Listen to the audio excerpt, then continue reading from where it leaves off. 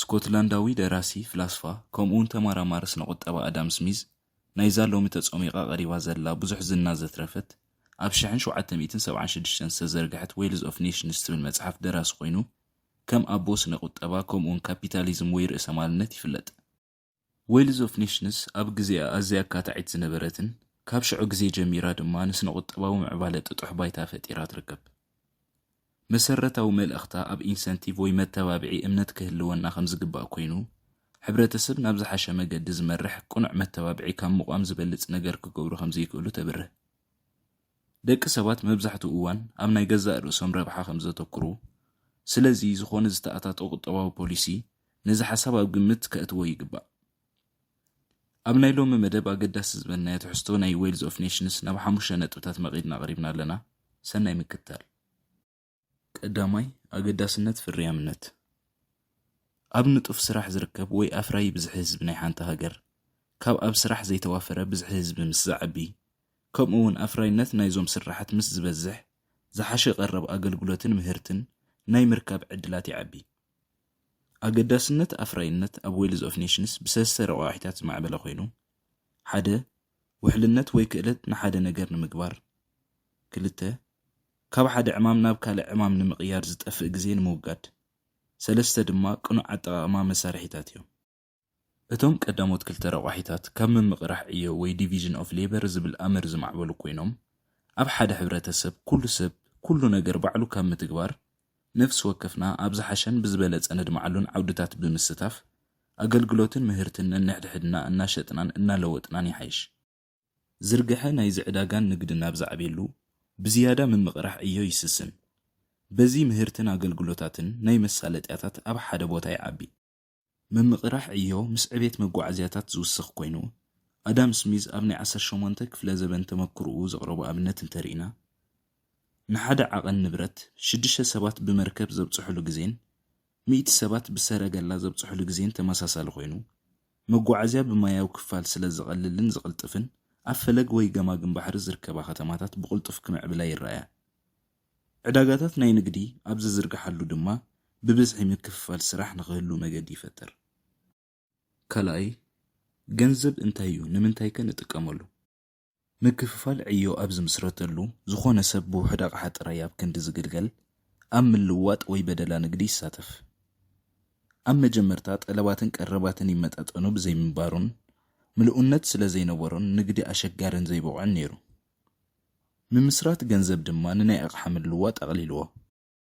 ከም ጨው ዝኣመሰሉ ገለ ሃለኽቲ ንብረታት ንኽንጥቀመሎም ናይ ገዛእ ርእሶም ዋጋ ዘለዎም ብገዛእ ርእሶም ከገልግሉና ዝኽእሉ ክኾኑ ከለዉ ገለ ድማ ኣብ ምልውዋጥ ጥራይ ዋጋ ዘለዎም ከም ገንዘብ ንኻልእ ግን ዋጋ ዘይብሎም ንኣብነት ንሓደ ባጤራ እንትርፎ ንምልዋጥ ወይ ንምዕዳግ ንኻልእ ክንጥቀመሉ ኣይንኽእልን። ደቂ ሰባት ንገንዘብ ድሒሮም ክጥቀመሉ ንዝደለዮ ኣቕሓ ክቕይርዎ ከም ዝኽእሉ ክሳዕ ዝኣመኑሉ ንምህርቶም ብገንዘብ ክሸጥዎ ቅሩባት እዮም። ሳልሳይ ናይ ሓደ ዋጋ 3 ክፋላት ወይ ኣካላት። ሓቀኛ ዋጋ ናይ ዝኾነ ነገር ናይ ዕማሙ ዋጋ ኮይኑ ዝኾነ ዝያዳ ግዜ ጸዓት ወይ ጸጋ ዝወስድ ነገር ዝያዳ ዋጋ ይህልዎ። ትሙን ወይ ሓቀኛ ዘይኮነ ዋጋ ድማ ኣለዎ። እዚ እቲ ብገንዘብ ዝትመን ዋጋ እዩ። ንሓደ ዕዮ ንምዕቃን ወይ ንምውድዳር ከቢድ ከም ምዃኑ መጠን ብገንዘብ ክንግምቶ ንግደድ። ዋጋ ናይ ዝኾነ ምህርቲ ናብ 3 ክፋላት ዝምቀል ኮይኑ ቀዳማይ ነቲ ስራሕ ናይ ዝዓየየ ሸቃላይ ዝኽፈል ደሞዝ፣ ካልኣይ እቲ ዕማም ክውን ንምግባር ዝወፀ ናይ ርእሰ ማል ናብ ዋና ዝኣቱ መኽሰብ፣ ከምኡውን እቲ ስራሕ ወይ ዕዳጋ ናይ ዝተደኮነሉ ዋና መሬት ዝኽፈል ክራይ የጠቓልል። ኩልና ከም ንፈልጦ ደሞዝ ሰራሕተኛ ኣብ ዝተፈላለየ ስራሓት ዝፈላለ ኮይኑ ብዝለዓለ ክፈላለ ዝኽእል ግን ናይ ክራይ ዋጋ እዩ። ንኣብነት ኣብ ዓበይቲ ከተማታትን ርሑቕ ገጠራትን ክትካረዮ ትኽእል ናይ መሬት ዋጋ ናይ ኣማኢት ኣሽሓት ዶላራት ፍልልይ ክህልዎ ይኽእል። ስለዚ ዋጋ ናይ ሓደ ንብረት ብዓይነቱን ብቦትኡን ዓቐን ናይ ዋግኡ ይፈላለ። ብተወሳኺ ዋጋ ናይ ሓደ ኣቕሓ ወይ ኣገልግሎት ብቐረብን ጠለብን ወይ ሳፕላይ ኤንድ ዲማንድ ክውሰን ይኽእል። ሓደ ሰራሕተኛ እንተወሓደ መሰረታውያን ነገራት ንገዛእ ርእሱን ንስድራ ቤቱን ንምምላእ ደሞዝ የድልዮ። እዚ ዝተሓተ ወይ ዝቐለለ ዓይነት ስራሕ ክኸፍሎ ይግባእ። እንተዘይኮይኑ ከምዚ ዓይነት ሰራሕተኛታት ምስ ግዜ እናጠፉ ይኸዱ። ዝተሓተ ደሞዝ ኣብ ዝረኣየለን ሃገራት እቲ ዝቐለለ ስራሕ ኣብቲ ዝተሓተ ደሞዝ ዝኽፈለሉ ደረጃ ይርከብ። እዚ ንሰራሕተኛታት ደሞዞም ኣብ ዝሰማምዑሉ እዋን ኣብ ፀገም ዘእቱ ኮይኑ ምስ ርእሰ ማልን መሬትን ብምንፅፃር ብዝሒ ስለ ዘለዎም እኹል ገንዘብ ኣይቁጥቡን። በዚ ንዝሓሸ ዕድል ክፈጥሩሉ ዝኽእሎም መንገዲ ይውሕድ። ዋላ እኳ ደሞዝ ፍልሊ ይሃልዎ ሓደ በዓል ዋኒን ኣብ ዝተወሰነ ንግዲ ይኹን ኢንዳስትሪ መኽሰም ንምኽዕባት ርእሰ ማሉ ኣብ ስራሕ ዝውዕል ኮይኑ ዝለዓለ ርእሰ ማል ኣብ ዝተዋፈረሉ ዝለዓለ ውድድር ከምኡውን ውሕድ መኽሰብ ኣሎ። እዚ ብሓፈሻ ኣብ ሕብረተሰብ እውን ተመሳሳሊ ኮይኑ ርእሰ ማል ብውሕሉል ኣገባብ ኣብ ስራሕ ምስ ዘይነውዕሎ ረብሓታቱ ይቕንስ። ክራይ ካብ ቦታ ናብ ቦታ ዝፈላለ ኮይኑ ገለገለ መሬት ናይ ክራይ ዘይክፈሎ ክኸውን እንከሎ ደቂ ሰባት ሰሓብቲ ኮይኖም ዝረኸብዎም ድማ ብዙሕ ዋጋ ክራይ ይኽፍሉ። መሬት ዘይንቀሳቐስን ዘይትከአን ብምዃኑ ድማ ካብ ካልኦት ፍሉይ ይገብሮ። ራብዓይ ናይ ደሞዝ ፍልሊ ካብ ምንታይ ይምንጩ?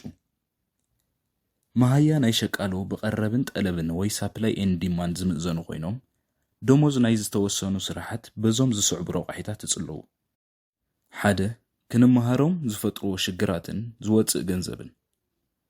ሓደ ሰራሕተኛ ተልመደን ኮይኑ ሞያዊ ስልጠና ይኹን ትምህርቲ ንምቕሳም ዝወስደሉ ግዜን ዘጥፍኦ ገንዘብን ኣብ ግምት ዘእቱ ኮይኑ ብቑዕ ሞያዊ ኣብ ዝኾነሉ ነቶም ዓመታት ከም ካሕሳ ዝጠልቦም ዝያዳ ደሞዝ የጠቓልል። ንኽትመሃሮ ብዝወስዶ ነውሐ ግዜ ንብዝሒ ናይ ከምዚኦም ዓይነት ሰራሕተኛታት ይግድቦ። 2 ዘይሰማማዕ ወይ ተገራጫዊ ክፍሊት። 3 ሓላፍነትን ምትእምማንን። መብዛሕትኡ እዋን ሓደ ብዙሕ ሓላፍነት ዝሓትት ስራሕ ውሑዳት ሰባት ጥራይ ብብቕዓት ክሰርሑሉ ይርአ። ስለዚ መሃያ ናይ ከምዚኦም ዓይነት ስራሓት ይዓቢ።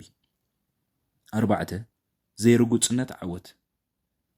ዘይርጉፅነት ዓወት ኣገዳሲ ረቑሖ ኮይኑ ሓደ ናይ ምዕዋት ዝለዓለ ተኽእሎ ዘለዎ ስራሕ መሃይኡ ውሕድ ኮይኑ ናይ ሓደ ኣስጋኢ ወይ ናይ ዓወት ርጉፅነት ዘይብሉ ስራሕ ኣታዊ ድማ ኣዝዩ ብዙሕ እዩ። 5 ሽግራት፣ ጽፈት ከምኡውን ተፈታውነት ናይቲ ስራሕ የጠቓልል። 5 ናይ መወዳእታን ነጥቢ ናይ ፀጋ ወይ ሃብቲ ባእታታት።